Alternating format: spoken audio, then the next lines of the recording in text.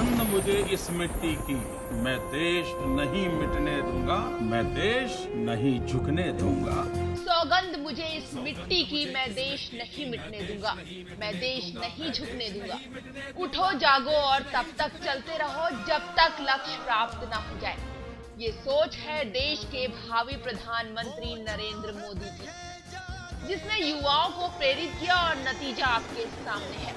देश की सबसे बड़ी सियासी जीत को हासिल करने के साथ ही मोदी ने साबित कर दिया कि उन्हें जीतने और विजयश्री के लिए रुकने या आराम फरमाने का शौक नहीं है।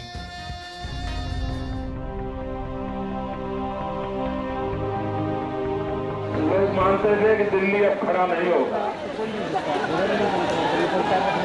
लेकिन इन्हीं कार्यकर्ताओं ने अपने पसीने से फिर एक बार दिल्ली में कमल खिला दिया और इसलिए एक नया विश्वास जो पैदा हुआ है, इसके लिए आप सब बधाई के पात्र हो। आज आपने एयरपोर्ट से यहां तक इस गर्मजोशी से स्वागत किया है, सम्मान किया है। मैं आपका बहुत बहुत आभारी हूं। भाई बहनों, मोदी एक व्यक्ति के नाते मेरा आप सबसे आग्रह है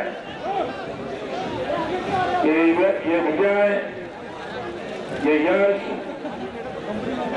ये मोदी के खाते में न डाला जाए, ये भाजपा के लाखों कार्यकर्ताओं के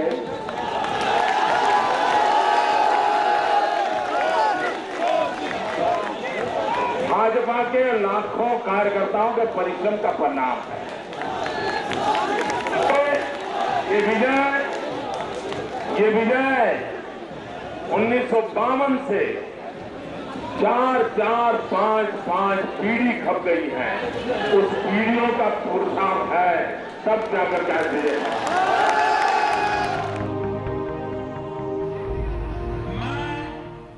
बीजेपी चुनाव प्रचारक की भूमिका में मोदी ने सबको चौंका दिया।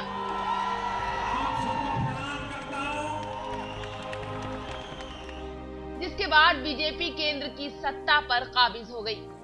1984 के बाद पहली बार लोकसभा चुनाव में किसी पार्टी को स्पष्ट बहुमत मिली है।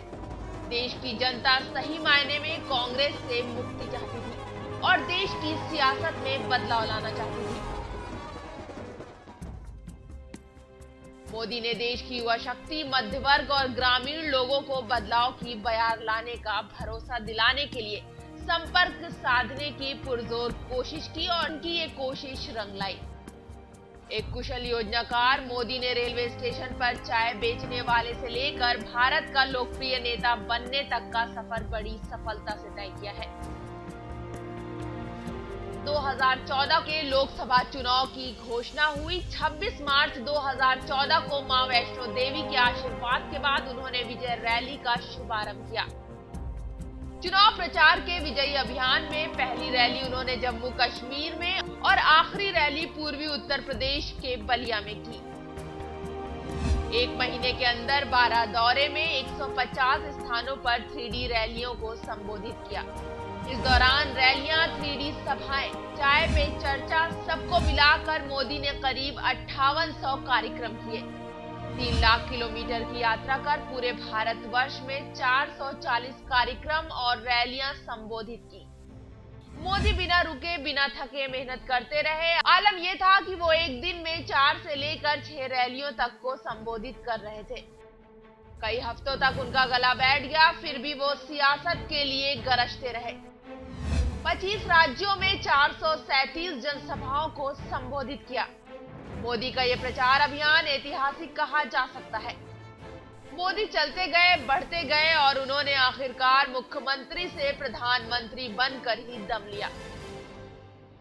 बहरहाल अब जनता ने देश का नेतृत्व मोदी के हाथों देकर उन्हें प्रधानमंत्री का दायित्व सौंपा है। अब देश की जनता के सामने उम्मीदें मोदी की नीति और नियति से होगी। उन मुश्किलों से निजात दिलाने से होगी जो जनता चाहती है। मोदी हर कसौटी पर खरा उतरेंगे, ये उम्मीद सबको होगी। News point bureau.